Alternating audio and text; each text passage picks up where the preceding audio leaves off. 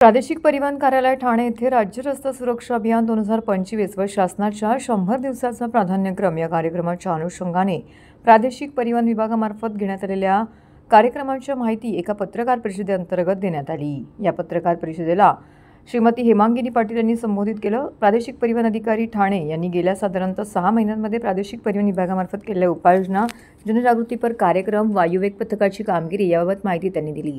सुमारे 1500 चालकांची नेत्र तपासणी, 2000 स्कूल बस चालक व सहवर्ती यांचे शिबिर, ब्लॅक स्पॉट सर्व्हे तसेच त्यातील सुधारणा उपाययोजना, हेल्मेट वापराबाबत नागरिकांमध्ये जनजागृती, सायकल रॅली, दुचाकी रॅली, महिलांची कार रॅली, रक्तदान शिबिर, मोटर ड्रायव्हिंग स्कूल यांचे शिबिर तर 10,000 विद्यार्थ्यांची चित्रकला स्पर्धा, शाळा कॉलेजेस मध्ये रस्ता सुरक्षिततेबाबत व्याख्याने इत्यादींचा यामध्ये समावेश होता। तसेच प्रादेशिक परिवहन विभाग, जिल्हाधिकारी कार्यालय, जिल्हा माहिती कार्यालय ठाणे यांच्या माध्यमातून लेखक विजय कट्टी यांचं आजीची रस्ता सुरक्षेबाबतची गोष्ट नावाचं लहान मुलांचे पुस्तक प्रकाशित करण्यात आलं। पत्रकार परिषदेसाठी प्रादेशिक परिवहन अधिकारी श्रीमती हेमांगिनी पाटील, जिल्हा माहिती अधिकारी मनोज सानप, उपप्रादेशिक परिवहन अधिकारी रोहित काटकर, लेखक विजय कट्टी, सहाय्यक प्रादेशिक परिवहन अधिकारी मानसिंग खाडे, धनंजय गोसावी, गणेश पाटील, प्रादेशिक परिवहन विभागाचे अधिकारी आणि कर्मचारी येथे उपस्थित होते। 1 जानेवारी 2025 ते 31 जानेवारी 2025च्या दरम्यान रस्ता सुरक्षा अभियान राबवले जात आहे।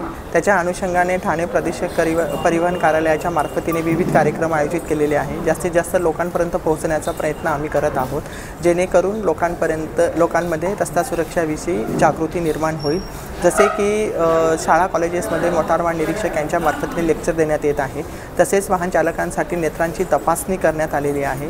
याच्यामध्ये जवळजवळ 1500 पेक्षा जास्त अधिक चालकांनी भाग घेतलेला असून ज्यांना मोफत चष्मे वाटप आणि तसेच ज्यांचे मोतीबिंदू आढळून आलेले आहे अशा चालकांचे NGOच्या मार्फतीने मोफत ऑपरेशन करण्यात आलेलं आहे। त्याचप्रमाणे सायकल रॅलीचे आयोजन करण्यात आलेलं आहे, कार रॅलीचे आयोजन करण्यात आलेले आहे, सुपर बाईकच्या रॅलीचे आयोजन करण्यात आलेले आहे। तसेच नो हॉकिंग विषयी क्रिकेटच्या मॅचेस आम्ही आयोजित केल्या। याच्यामध्ये संपूर्ण महाराष्ट्रातून 23 टीम्स आलेल्या होत्या आणि त्यामुळे जास्तीत जास्त जनजागृती करण्याचा प्रयत्न प्रादेशिक परिवहन कार्यालयामार्फतीने करण्यात आलेला आहे। वाहतूकदारांना रस्त्यावरच्या वाहतुकीच्या नियमांचं काटेकोरपणे पालन करावं, जेणेकरून अपघाताचं प्रमाण कमी होईल। तसेच मी नागरिकांना आणि वाहतूकदारांना एक आवाहन करेल की जेव्हा अपघात होतो त्यावेळेस फोटो आणि व्हिडिओ करण्यापेक्षा जर त्याला वाचवण्यासाठी प्रयत्न केला आणि जो गोल्डन हॉवरमध्ये त्याला हॉस्पिटलमध्ये नेलं अपघातग्रस्ताला, तर त्याचे नक्कीच प्राण वाचतील असं मला वाटतं। आणि लोकांना वाटत असतं की आपण एखाद्या अपघातग्रस्ताचे प्राण वाचवले तर पोलीस आपल्या मागे लागू शकतील वगैरे असं, परंतु सुप्रीम कोर्टाने त्याबाबत डिसिजन दिलेलं आहे। अशा कुठल्याही व्यक्तीला कुठल्याही पद्धतीने शासनाकडून त्रास होत नसतो।